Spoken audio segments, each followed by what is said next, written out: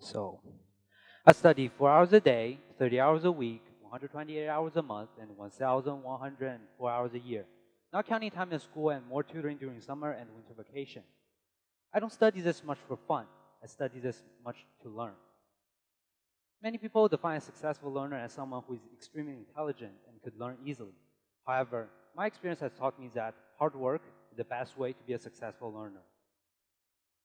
My journey of learning began when I was in kindergarten in Italy. Even though I was born in Milan, my family is from China. Therefore, Chinese was the only language spoken around the house. I was enrolled in a public Italian kindergarten and I was bullied because I couldn't speak Italian.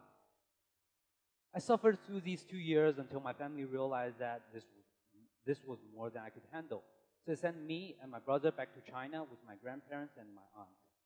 But the problem is that I don't fit in the Chinese system anymore. I was so isolated. My behaviors were unusual because I was so used to playing Italian kindergarten instead of strictly regulated Chinese education. This continued with elementary.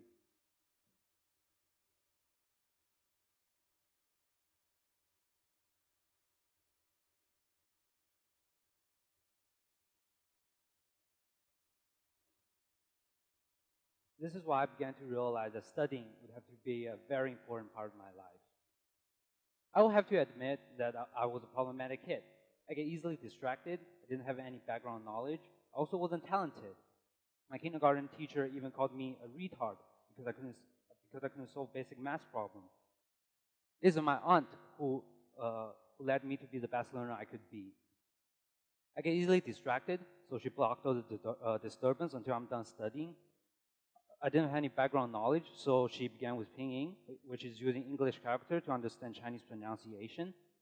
I also wasn't talented, so she repeated silly addition and subtraction, hundreds of pinyin and characters again and again, day after day, month after month, until I understood. My aunt guided me through my elementary years, especially the first 3 years. After those years, everything was so much harder, so much more complicated. But my time spent studying actually decreased. This continued with third, fourth, and fifth grade. I quickly rose from the bottom to the top of the class. Now I'm in high school.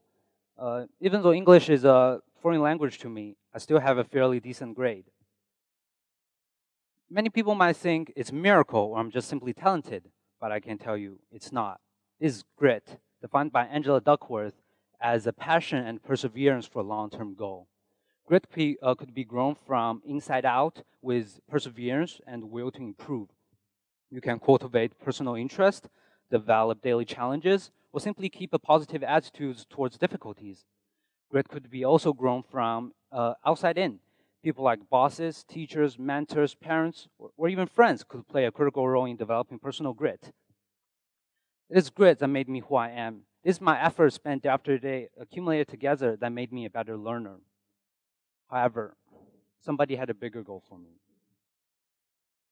My aunt. When I look back at the time she spent helping me, guiding me, or even scolding me, I now realize that she was one with grit and taught me to find grit within myself.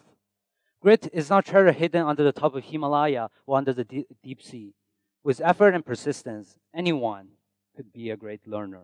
Thank you.